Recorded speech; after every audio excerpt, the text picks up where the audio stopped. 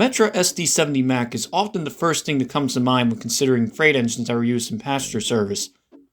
Although this controversial move to rebuild surplus SD70MACs from the 1990s spurred outrage from Twitter users since, this wasn't the first time that a freight engine was utilized to haul passenger trains.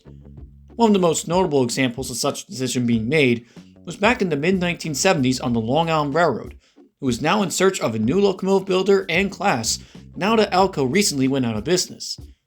After recently obtaining the chief mechanical engineer from the Milwaukee Road, the LIRR decided to purchase a batch of brand new EMD GP38-2s and MP15ACs, classified as the E20 and E15 classes respectively, based on their success on the Milwaukee Road, instead of the already popular F40PH that was found on several commuter railroads, mostly due to their incompatibility with the LIRR's unique P72 coaches instead of the more commonly used Comet coaches. But instead of being endlessly criticized for using brand new freight engines in passenger service, supposedly in contrast to their intended purpose, these engines were loved by the LIRR crew, passengers, and rail fans as they made up the backbone of the busiest commuter railroad in the country. Not only did they move millions of Long Islanders without major issues every day for almost 25 years, but they also drew the attention of several rail fans who were curious to see this unorthodox use of common freight engines in revenue passenger service, along with the occasional freight. A deal made even sweeter by also seeing converted EMD F units and Alco FAs in use as non-power control units on one end of each passenger train, which themselves were also former freight engines. Eventually, the mighty GP38s and MP15s would be replaced by EMD, DE, and DM30ACs, passenger engines which themselves were also unique to the LIRR. As a result, all of the MP15s were retained on the island for MOW and freight service, where they continue to run on Long Island to this day, while almost all of the iconic GP38s were sold to GATX, where they were quickly rebuilt by CN in Montreal after a canceled deal from NS Juniata Shops, and they went their separate ways. Now, 25 years after their retirement, we're here to see what exactly every single one of these Long Island legends have been up to, as some of them have had a much more colorful history, especially in the past few years alone. In attempts to track the current location of these Jeeps, this is the current whereabouts of the Long Island Railroad GP38-2s. Starting at the first of the 28 engines in the roster, number 250 was supposedly the first of its kind to be built in January of 1976, and received all the necessary testing in order for the rest of the class to be delivered and accepted. Inspired by the Milwaukee Road counterparts, the engine was painted in the variation of the red, white, and blue livery that was used for the Milwaukee Road's bicentennial livery on one of their SD40-2s. But this time, the center stripe will be painted blue instead of red, in order to better match the blue and white rebrand that the LIRR recently completed. But due to the upcoming bicentennial, later engines would be delivered with the middle stripe being red, essentially being GP38 versions of the Milwaukee Road bicentennial unit. 250 was initially not one of these engines, but then its middle stripe was later painted red, and then back to blue a few years later, as it retained its blue middle stripe until 1988, when it was painted into a simpler blue and yellow livery. But just before being slightly repainted, 250 along with several other Jeeps received bicentennial stickers on their cab. Upon retirement, 250 along with the rest of the GP38s that were sold were painted in the Union Pacific inspired livery and was given dynamic brake housing, a feature commonly seen on almost every other GP38-2, but was never given to the LIRR engines, as they were also given LLPX lettering for locomotive leasing partners. Unfortunately, the engines were not renumbered with respect to their previous numbers, as 250 was renumbered to 2251. Really guys, you were so close, you really couldn't leave it as 2250 and call it a day? With other engines being renumbered much further from their original numbers. Nevertheless, 2251 was often seen in the Shreveport, Louisiana region, where it was used in local service for Union Pacific, until around 2022, where after not being seen online for quite some time, the engine was rebuilt as a GP38-3 and re-emerged under Progress Rail, or PRLX, as it was now painted in the iconic Amtrak Phase 5 livery and was numbered PRLX 2280. Upon delivery to Amtrak, the engine was renumbered to 735, as it now joins a diverse fleet of GP38s in work service along the Northeast Corridor. It's poetic in a way in which this engine and several others were built for service on the Long Island Railroad, the busiest commuter railroad in the country, and the only one on Long Island, and they eventually end up working on the Northeast Corridor, the busiest passenger line of the only intercity railroad in the country. Also, there appears to be a discrepancy on our picture archives where 735 was initially Penn Central 8001 instead of LIRR 250. That history is supposed to correlate with Amtrak 736, according to OnTrack Online. Next on the list is 251, which, despite being the second GP38-2 built for the railroad, was one of the first 4 Jeeps delivered to Long Island along with 253, 255, and 256, all of which were also delivered with a blue middle stripe. Upon delivery, 251 was also involved in a publicity photo that promoted the initial order of 22 new GP38-2s, with records indicating that the engine was likely the first GP38-2 in revenue service on train number 42 on January 27, 1976. 251 was later given a red middle stripe a few months later, then had it painted blue again in 1982, and was repainted in the blue and yellow in 1989. An interesting thing to note is that almost all the GP38s were named after an IRR engineer during the 90s, with 251 being named after Bill Jeffries, a system road foreman of engines who fought for the US in Operation Desert Storm. But this naming scheme will be short-lived, as 251 was renumbered to LLPX 2239, where its leaser service history for UP was supposedly much more diverse, ranging from Minnesota and Wisconsin to Illinois and Iowa. In around 2014, the engine was purchased by GMTX and was renumbered to 2269 and was repainted into the blue and white GATX livery, now being relocated to Arkansas and Oklahoma, with the engine later having its GATX lettering patched over with a small PRLX on its side in 2024, as 2269 was last seen running on the Kiewit Railway. Thus begins the first of several GATX patch jobs that we'll see in this video, notably with examples in service in Canada, with this one being the least dramatic of the bunch. Also, for some reason, Etsy has a painting for sale of this engine photoshopped to be green and white, among other Photoshop effects. 252 was the first engine to be built with its middle stripe painted red instead of blue, as indicated by the EMD builder's photo of the engine taken in 1976. And like the rest of the class, the engine was painted with a blue middle stripe in the early 80s, and then into blue and yellow a few years later, with this engine being named after engineer Tony Tancredi. The engine was sold as LLPX 2240, where it briefly worked for the St. Lawrence and Atlantic in Maine, before going to UP as a leaser in the Louisiana region before heading over to the Midwest, notably Wisconsin, Minnesota, and Illinois, before being sold again as GMTX and later PRLX 2270, with a notably large black patch on its side. As of when this video was made in 2025, it was last spotted on the Roberval and Chaudinet in L'Abbaye, Quebec, but there's a good chance it will likely be leased by another railroad at some point in the future. Up next, 253 was also one of the first 3 Jeeps to be delivered to Long Island, also being initially built with a blue middle stripe along with 251 and 256, and once again, red stripe a few months later, then back to blue, and was named after Peter Veltri, who fought in Operation Desert Storm. The engine was sold as LLPX 2246, where it could be seen working back and forth from Maine to Quebec and from Illinois to Louisiana. I'm starting to notice a pattern here, with this engine even being spotted in Texas once. Okay, yeah, that's cool I guess, but so do several other engines later on, so meh. Eventually, the locomotive was renumbered as PRLX 2275, with the PRLX number being patched over to Amtrak Phase 5 livery for delivery purposes until the engine arrived on Amtrak property, where it became Amtrak 728, as yet another newly rebuilt GP38-3 to help Amtrak with various MOW jobs along the Northeast Corridor.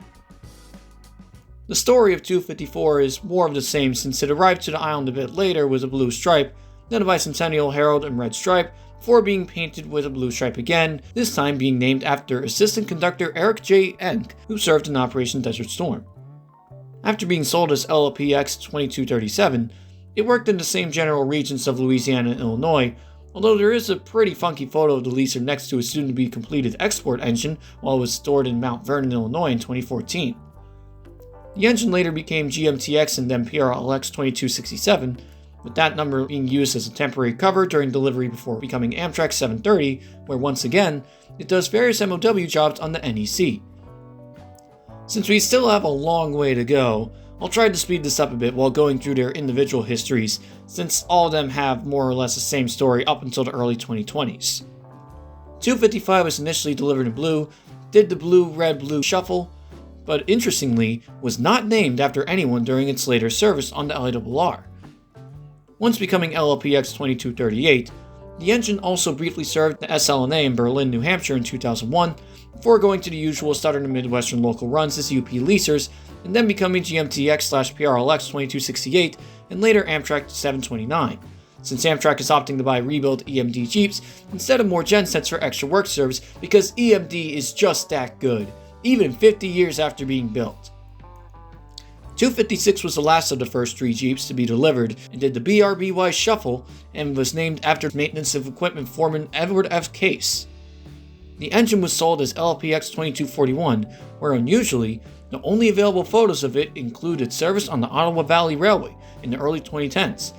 But according to the official records, the engine later became, let me check my notes here. Missing! Wait, what? I'm honestly caught by surprise about this one, since I assumed all of them went somewhere later on, especially with the engine being seen somewhat recently, that is if you count 8 years ago as recent. But yeah, I can't seem to find any info about what happened to this engine after being seen being towed from the Ottawa Central in 2017. Maybe no one paid attention to it because it was just a leaser engine at that point, but if anyone has any info on the engine, please let me know. Diesel Shop rosters literally shows a bunch of X's as the engine's next step after being LLPX, so I have a sick feeling that this means the engine might have been scrapped, even though there isn't a key that confirms this on the webpage.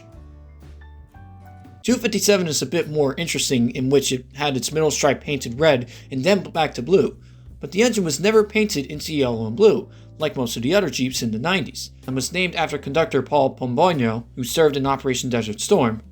Even more interesting is that 257 was involved in testing 2 C1 bi-level cars along with MP15AC number 169 along the Ronkonkoma branch, even though the C1s were only used on the Port Jefferson branch for direct service to Penn Station. But this service already existed on the Ronkonkoma branch with its recent third rail electrification. Nevertheless, the story of this engine would go down the usual route, as it was renumbered to LLPX2242, where it worked in the aforementioned regions before becoming GMTX/PRLX2271, before being sold as Amtrak 733, where it runs work trains along the NEC. But 258 has the opposite story. It did the Burby Shuffle, and it was also not named. But its post-career history becomes more interesting. It starts off normal by becoming LLPX2247 and serving the Midwest on local UP trains, and then becoming GMTX2276, where it likely worked on more UP trains, including being featured in a Trains magazine article about a joint Iowa Northern and UP intermodal service in 2020. But the engine was instead purchased by Webb Asset Management, or WAMX, as their 3801 in 2021, where it continues to run on the Fox Valley and Lake Superior in Wausau, Wisconsin, as of when this video was made. Now we get to the funky CN acquisition, starting with 259, which was actually renumbered to 269 for a day in order to pay tribute to a BLET union chairman, namely George B. McSherry, who passed away in February 1980 as part of a funeral ceremony in Pine Lawn, and 269 was the union's local number. Anyways, 259 did the Burby Shuffle and was named after engineer John A. Kosman, and also briefly served the St. Lawrence and Atlantic in 2001 as LLPX2248, before serving on UP's local trains. But when it was purchased by GMTX as their 2277, and after just a few years also working on UP, the engine would constantly be seen trailing on a variety of Canadian National mixed freights starting in 2018, often behind several 6-axle engines until it was regulated to local duties in the Brantford, Ontario region. Then around 2022, CN formally acquired several GMTX leasers, including 2277, as it was renumbered to CN 4907 and was given a CN spray paint on the front and its sides, thus receiving quite the odd reaction from railfans.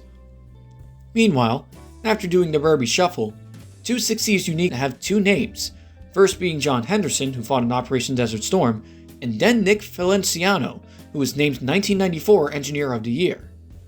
Eventually, the engine became LLPX 2243, where it worked more so in the St. Louis, Kansas City, and Houston regions on UP Local as a leaser, and then became GMTX/PRLX 2272, before finally becoming Amtrak 727. Now about halfway through the list, we finally come to our first engine that wasn't sold off and still remains in service on Long Island to this day. First off, 261 supposedly had its middle stripe painted red in the late 70s or early 80s instead of immediately in 1976, which was later repainted blue as it was named after engineer Glyn Johnson, who fought in Operation Desert Storm. But instead of being sold to GMTX upon retirement in 1999, the engine was sold to New York and Atlantic Railway, a privately ran freight railroad owned by Anacostia Holdings that took over freight service from the LIRR in 1997, where it ran along 3 other GP38s, 4 MP15s, 3 SW1001s, and even 2 XCOM Rail GP10s. Upon acquisition in 2000, the engine was painted into a green livery with a white stripe in the middle, and even ran an excursion with 268 on the Bay Ridge branch consisting of a P72 coach and caboose number 52. Afterwards, the engine was found with the same bunch of engines as it pulled freight on the Montauk, Ronkonkoma, and Port Jefferson branches, but while other engines were repainted into their black and green livery, reminiscent of the IRR's black and orange livery, 261 was repainted into a fresh coat of its original green and white stripe in 2014. This makes 261 quite possibly the only example of a heritage unit that represents a recently formed short line, where it became a local legend among several Long Island railfans who railfanned NYAR as they ran in between tightly spaced IRR trains along the main line. However, at the time of making this video, 261 is currently in the midst of a refurbishment in order to keep this EMD legend running longer, but this also includes repainting the engine into the standard black and green livery, thus making 261 a heritage unit no more. 262 also has a somewhat interesting story. After doing the Burby Shuffle and being named after engineer R.B. Giannuzzi, the engine was sold as LPX2236, but despite its UP-inspired livery, practically all photos of the engine were taken in Ontario, as 2236 served on the Godric's-Exeter Railway. Here, 2236 ran alongside a wide variety of other leasers, including 2 RailLink FP9s, which would eventually be mixed in with some shades of orange and yellow, courtesy of Genesee and Wyoming, until around 2017, where this engine also became missing and went completely off the grid, according to the diesel shop roster of GMTX engines. Maybe being the next heritage unit isn't so bad when compared to being missing in action for almost 10 years. Admittedly, the next few are kind of monotonous, so I'll try to describe them in a single sentence. 263 did the Burby Shuffle and was not named, sold as LPX2235 where it ran on the SLNA before going to UP by serving in California and later the Midwest, then becoming GMTX2266 while doing more UP work in the lower Midwest before finally becoming Amtrak 734 for NEC MOW service.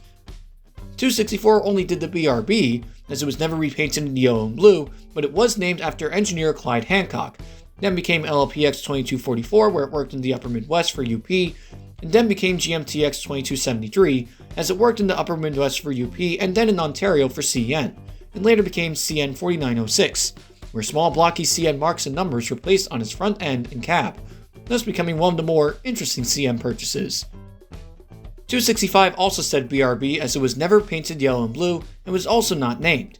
It later became LPX2234, where it mostly served Texas and apparently the Vermont Railway in 2015. The engine later became GMTX/PRLX. Wait a minute, 2265? You mean they actually followed the original numbering scheme for once? Way to go, guys!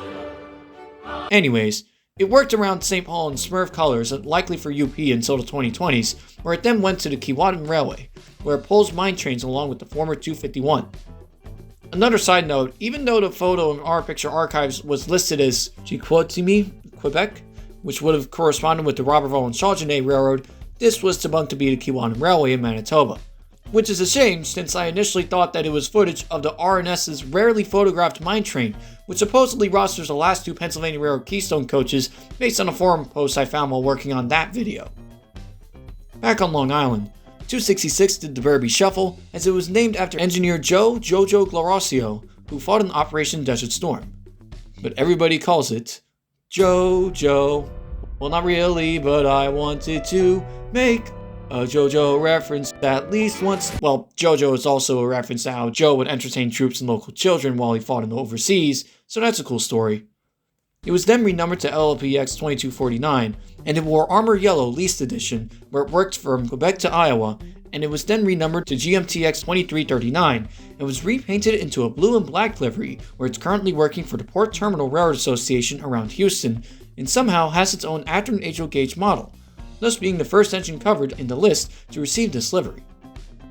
267 said BRB as it wasn't named, and went to Oklahoma first as LLPX2245 before going to more northern regions in the Midwest that these armor yellow leasers were found in. Now, despite being found on most CN trains in Ontario after becoming GMTX2274, it's not entirely clear which CN patch job the engine was renumbered to, or if the engine is even rostered by CN at this point, or if it is yet to be renumbered as of when this video was made. Finally, a GP38 that wasn't exiled to the Midwest as a leaser, as 268 said BRB and was named after engineer John Tanky Bell Jr. The engine was then swooped up by New York and Atlantic Railway as their 268, where it was painted in green and white, and it also led an amazing fan trip on the Bay Ridge branch with 261, a P72 coach, and a caboose. Eventually, it was repainted into an adaptation of the IRR's iconic black and orange, this time following the stripe pattern but now using black and green, with the engine continuing to haul countless freight trains in between tightly packed passenger trains, with 268 being recently refurbished in 2024 with an e-bell and LED lights, thus making it one of the most modern GP38s in the country. It goes to show how 190 years after railroads made their debut on the island, Long Island still continues to be a leader in the rail industry in various underrated ways. 269 was likely the second engine in the GP38 roster to be named after engineer George B. McSherry, who was also the general chairman of BLD, as the name was spotted as early as 1981, and it was also the first engine to be painted in the blue and yellow livery in March 1991, after having a blue middle stripe that was painted red and blue again. The engine later became LLPX2250, where it was mostly seen in Kansas and Oklahoma in hot yellow before moving up north as it became GMTX2279, where it was seen in chilly blue in Illinois and Ontario for UP and CN. And finally, Midnight Black, as the engine was purchased by Can-Do in 2022 and became CCGX4215, where it now joins a sea of black Jeeps on the Canadian Short Line in Alberta. But when faced with the prospect of leisure service, the next two entries, 270 and 271, said, "I can go for that, no can do." I'm sorry, that was a Winnipeg railfan joke, but I just had to get it in here. After doing the BRB shuffle and not being named, the two Jeeps were purchased by NYAR in 1997, where they also pulled a wide variety of freight trains sporting green and black alongside 261 and 268, and the 4 MP15ACs, with 270 even attending the 1999 Riverhead RMLI Railfest, and 261 was given a 9/11 memorial painting on its side for a few years. 270 was the first GP38 to be painted in the NYAR's green and white livery, and also the first Jeep to be painted in the green and black, while 271 was also the last engine to be delivered to the IRR as part of the original batch order of 22 engines, and it was likely the last engine to be purchased by NYAR, with 271 being spotted in Sunnyside as late as August of 2000. And on a personal note, it was also featured in the last known photo of NYAR visiting Port Jefferson taken by Joe Tishner in May 2007. Please come back to Port Jefferson, NYAR. It would be so great to see some freight service all the way down to Port Jeff again. Alright, now we're how many pages in now? 11? Well, at least we're in the home stretch, so we'll try to wrap this up quickly. After about a year in service, the IRR realized that the GP38s ran very well and were likely some of the greatest engines to ever exist in railroading history, which was perfect to run ever-increasing service on the diesel branches due to more people living in Long Island. So, the railroad decided to place a smaller order for an additional 6 GP38s, number 272 to 277, alongside a much larger order of 22 EMD MP15ACs intended for passenger and freight services. The first of the batch, 272, was built in March of 1977, with the engine being named after engineer Robert Frank, as it was even seen with a Rudolph the Red-Nosed Reindeer sticker on its front during the 1997 holiday season. The engine later became LLPX2256, as it could be found in Maine on the SLNA, and then from Minnesota to Texas on UP in Leaser Yellow, before becoming GMTX2285, where it could be found in Oklahoma in Smurf Blue, and then finally becoming Amtrak 734, where it pulls MOW trains in Phase 5 Gray. Honestly, haven't heard that one in a while. 273 did the Burby and was not named before becoming LLPX2252, where it briefly worked in Vermont first before working in the usual regions that other UP leasers work in, before becoming GMTX2281, where it worked in the Midwest and then Canada, before finally becoming CCGX4216, where pulls trains on can-do through the Canadian prairies. 274 stands out in particular since, in addition to wearing blue and white, it briefly wore an experimental livery with a white V being placed on the short hood for better visibility when compared to a blue front, with the engine layer being named after policeman Carlos Cintron, who fought in Operation Desert Storm. The engine also made a cameo in the 1984 movie Muppets in Manhattan, and it was also seen with a Rudolph sticker on the short hood. Although Rudolph is clearly being outshined by the two marker lights. Come on, Rudolph, you gotta up your game here if you have to leave Santa's sleigh. Afterwards, it became LLPX2255, where it worked in the Midwest before becoming GMTX2284, where it worked for UP and then CN. Before being purchased by CN outright, it was given the most unorthodox and my personal favorite patch job. In addition to patching over the numbers and reporting marks on the front and side of the cab, the letters O and M in locomotive were patched in such a way that they read CN 3 times across the side of the engine. Now that's creativity at its finest, and a great way to make an otherwise monotonous former leaser engine stand out. To whoever did this patch job, give this guy a raise. Just like 274, 275 was also briefly given an experimental livery, this time including a more effective white rectangle on the short hood. As the engine only did BRB later on, it was named after engineer Marvin Blaine. Afterwards, I think you know the drill. The engine became LLPX2253, Midwest Leaster, then GMTX2282, also Midwest, PRLX2282, hatches over a Phase 5 livery, that later became Amtrak 726. In a slightly different number, 276 was another engine to have 2 different names, as it was originally named after Eugene Kenneth S. Carman and later engineer William F. Baker, as this engine also said BRB. Anyways, LLPX2257, Upper Midwest, GMTX2286, also Midwest, Amtrak 732, Phase 5, disappointingly. And last but not least, 277 was likely the first GP38 on the roster to be named, in this case after President of the LIRR Walter Schlager Jr., as a way to celebrate the completion of a locomotive class order. Anyways, 277 said BRB, also cameoed in Muppets in Manhattan, turned into LLPX2254 where it served the Upper Midwest, then it became GMTX2283, and finally it currently runs the rails in Phase 5 as Amtrak 725. And with that, we finally covered the extensive histories of every single one of the Long Island Railroad's most iconic engines. And here's a little chart that summarizes the current whereabouts of these engines as of when this video was made. Although many of these engines started off with relatively repetitive histories, each one of them still ended up making their own story within the past few years, which makes this a pretty underrated topic since it shows how an engine class that's seldom recognized outside of Long Island ended up playing a significant role in several railroad histories across North America in recent years. I also decided to cover this topic for a 5-year channelversary since it covers some of the greatest engines on the roster of my home railroad, and many people on the island grew up with these engines across the system. Although I am a bit disappointed that none of the GP38-3s were painted into Phase 7 as advertised in the Trains Are Fun page on the GP38s, but I digress. Speaking of Trains Are Fun, special thanks to the TrainsAreFun.com website for providing almost all info regarding each of these engines, as they also contain a great amount of info about every single LIRR class, station, and other fun facts that helped make other videos such as the LIRR Iceberg. Thank you for 10k subs, thank you for 5 years of your support, and as always, thanks so much for watching. Credit for the photos used go to their respective photographers, and if you enjoyed the video, don't forget to like and subscribe for more. Have a good day.